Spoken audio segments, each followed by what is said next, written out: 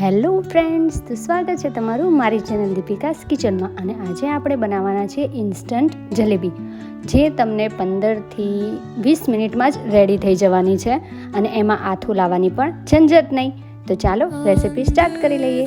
તો સૌથી પહેલાં આપણે અહીંયા ચાસણી રેડી કરીશું. તો એના માટે 1 વાટકી જેટલી ખાંડ અને પોણી વાટકી જેટલું આપણે પાણી એડ કરી એને સરસ રીતે ઓગળવા દેવાની છે. તો અહીંયા પહેલાં આપણે ચમચીથી હલાવીશું અને ત્યારબાદ આપણે એને આ રીતે ઓગળવા દઈશું. હવે ખાંડ છે એ ઓગળી ગઈ છે, તો એની અંદર આપણે એલચીનો પાવડર નાખી એને સરસ રીતે મિક્સ કરી લઈશું. અને ચાસણી છે એ વધારે કડક થવા દેવાની નથી, એનું ખાસ ધ્યાન રાખવાનું છે.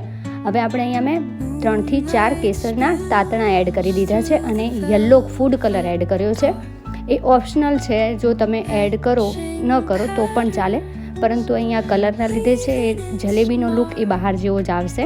તો અહીંયા આપણી ચાસણી છે એ રેડી થઈ ગઈ છે અને એ એકદમ આ રીતે તમે એને મસળશો તો એકદમ જે ઓઇલ કેવું આપણે તેલ છે હાથમાં ચીપચીપું થાય, બસ એ જ રીતની આપણી ચાસણી રેડી કરી લેવાની છે. તો હવે આપણી ચાસણી તૈયાર થઈ ગઈ છે, એને આપણે ગેસ બંધ કરી લઈશું. અને હા, ચાસણીમાં જે ખાંડ છે એના ક્રિસ્ટલ ન જામે એના માટે આપણે અહીંયા 5 થી 6 લીંબુના રસના ટીપા એડ કરી દીધા છે અને એને મિક્સ કરી અને એને આપણે એક બાજુ રહેવા દઈશું. તો હવે આપણે જલેબીને જે પ્રોસેસ છે એ ચાલુ કરી દઈએ. તો એના માટે અહીંયા મેં એક બાઉલની અંદર 1 વાટકી મેંદો, 1 ચમચી ઘી એડ કરી લીધું છે અને આમાં આથાની નહીં જરૂર પડે એના માટે મેં અહીંયા 1 ઈનોનું પેકેટ લઈ લીધું છે. જો આ રીતના છે, આપણે 1 આખું પેકેટ ઈનો જોઈશે. તો એ બધું છે આપણે આ રીતે હાથેથી સરસ રીતે મસળી દઈએ કે જેથી મેંદાની અંદર ઘી અને ઈનો છે એ સરસ રીતે આ રીતે મિક્સ થઈ જાય. હવે આ બધું છે ઘી અને ઈનો એ સરસ રીતે લોટમાં મિક્સ થઈ ગયું છે મેંદામાં. તો હવે આમાં જરૂર પ્રમાણે થોડું થોડું કરીને પાણી એડ કરી એકદમ સ્મૂથ એવું લંબ ફ્રી, એટલે કે જેમાં ગાંઠા ન રહે એ પ્રમાણેનું આપણે બેટર રેડી કરવાનું છે. અને હા, ખાસ ધ્યાન રાખવું કે ધીરે ધીરે થોડું થોડું પાણી એડ કરવાનું છે, એકી સાથે પાણી એડ કરવાનું નથી. તો તમે જોઈ શકો છો આ રીતે જે રિબન ટાઈપનું આપણું બેટર છે એ એકદમ રેડી થઈ ગયું છે, ન વધુ ઢીલું કે ન વધુ કઠણ. તો હવે આ રીતના મેં પાઇપિંગ બેગ લઈ લીધી છે, એને આવી રીતે કોઈ પણ ગ્લાસની અંદર મૂકી અને એની અંદર આપણે બેટર ભરી દઈશું. જો તમારી પાસે જે આપણે કૂપી આવે છે, જેમ કે જલેબી માટેની સ્પેશિયલ બહાર મળે છે, તો એ પણ તમે લઈ શકો છો. અને કોઈની પાસે દૂધની કોથળી હોય તો તમે એમાં પણ આ રીતે બધું બેટર ભરી અને જલેબી પાડી શકો છો. તો આપણું અહીંયા બધું બેટર છે એ મેં અહીંયા પાઇપિંગ બેગની અંદર ભરી લીધું છે. હવે બેટર છે એ બહાર ન નીકળે એના માટે આપણે ઉપરથી એને પાઇપિંગ બેગને ગાંઠ મારી દેવાની છે. નહીંતર શું છે કે જ્યારે તમે જલેબી પાડશો તો બેટર છે બધું ઉપરથી બહાર આવી જશે. તો એ બહાર ન નીકળે એના માટે આ રીતે આપણે પાઇપિંગ બેગને ગાંઠ મારવી જરૂરી છે. તમે જો ગાંઠ ન મારી શકો તો તમારી પાસે કોઈ પણ આપણે થેલી હોય તો એને દોરાની વડે પણ તમે બાંધી શકો છો.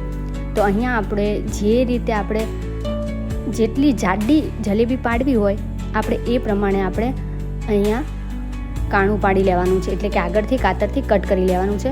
તો આ છે એકદમ પતલી જલેબી થશે. તો હવે આપણે તો થોડી સહેજ જાડી કરવી છે, તો એના માટે મેં અહીંયા થોડું વધારે જાડું કાણું પાડી લીધું છે, કટ કરી લીધું છે પાઇપિંગ બેગને. તો આ છે આપણી પરફેક્ટ જલેબી પડી અને રેડી થવાની છે. તો અહીંયા તેલ પણ ગરમ થઈ ગયું છે અને હવે આપણે જલેબી પાડી લઈએ. તો આ રીતે મેં અહીંયા 5 થી 6 રાઉન્ડ કરી અને જલેબી ટ્રાય કરી છે. હા, થોડું શેપમાં ન જતા, કારણ કે ફર્સ્ટ ટાઈમ ટ્રાય કર્યો છે, તો થોડી આગળ પાછળ પણ શેપ થઈ જવાનો છે. તો પ્લીઝ થોડું ઘણું આગું પાછું 19, 20 કે 15, 20 થાય તો પણ સોરી. હા, તો શેપમાં ધ્યાન ન આપ્યા વગર આપણે ટેસ્ટ જોઈશું. તો અહીંયા જલેબી છે એને આપણે મીડિયમ ફ્લેમમાં આ રીતે આપણે તળી લેવાની છે. વધારે પડતી લાલ નથી કરવાની, કારણ કે જો કલર વધારે પડતો લાલ થઈ ગયો જલેબીનો તો આપણે જે કલરમાં એડ કરીશું તો પણ એ કલર નહીં પકડાય, યલો કલર નહીં પકડાય અને એકદમ લાલ કલર જેવી જલેબી થશે. પરંતુ ધ્યાન રાખવાનું કે બંને બાજુ આપણે કુરકુરી જલેબી થાય અને સહેજ કલર ચેન્જ થાય, વધારે નહીં, થોડોક જ કલર ચેન્જ થાય ત્યાં સુધી આપણે એને તળી લેવાની છે. અને રિયલીમાં જો તમે ફર્સ્ટ ટાઈમ મારા ચેનલ ઉપર આવ્યા હોય અને પહેલી વાર વિડીયો જોતા હોય તો પ્લીઝ મારી ચેનલને સબસ્ક્રાઈબ કરો, અને હા, વિડીયો ગમે તો લાઈક કરવાનું તો ભૂલતા જ નહીં. તો તમે જોઈ શકો છો કે આ રીતના કલર થઈ ગયો છે. તો બસ હવે આપણે આ બધી જલેબી છે એકદમ રેડી થઈ ગઈ છે. તો હવે આપણે એને આ રીતે કાઢી લેવાની છે એક એક કરીને. તો આપણી આ એકદમ કુરકુરી અને એવી જે શેપ છે એની જલેબી આ રીતે અમે તૈયાર કરી લીધી છે. પહેલાં જ કીધું છે કે શેપ ઉપર ન જતા ટેસ્ટ કરો, તમે બનાવો પછી જુઓ. તો હવે આપણે આ જલેબી છે એને ચાસણીમાં એડ કરી લીધી છે, અને આ રીતે આપણે બધી બાજુ ચાસણી છે એને થોડી વાર માટે એને ડૂબવા દઈશું.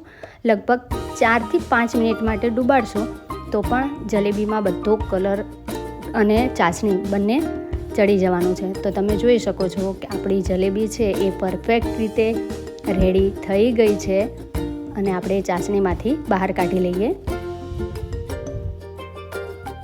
છે ને, આવ્યો છે ને કે બહાર જેવો કલર. તો હવે ઉપરથી મેં અહીંયા ગાર્નિશ કર્યું છે. પિસ્તાની કતરણ છે, પછી કેસરના તાતણા છે, એ લઈ અને ગાર્નિશ કર્યું છે. તો તમને કેવી લાગી છે આ જલેબી? હવે હું એને તમને તોડીને પણ બતાવીશ કે એ તૂટે છે ત્યારે પણ કેવી એકદમ ક્રન્ચી, એટલે કે એકદમ કડક અને એકદમ રસ ભરી જલેબી છે, કે જે બધી ચાસણી છે એ છેકથી છેક સુધી ગઈ છે. જોઈ શકો છો ને કે કેવી બહાર આવે છે. તો રેડી છે આપણી ઇન્સ્ટન્ટ જલેબી.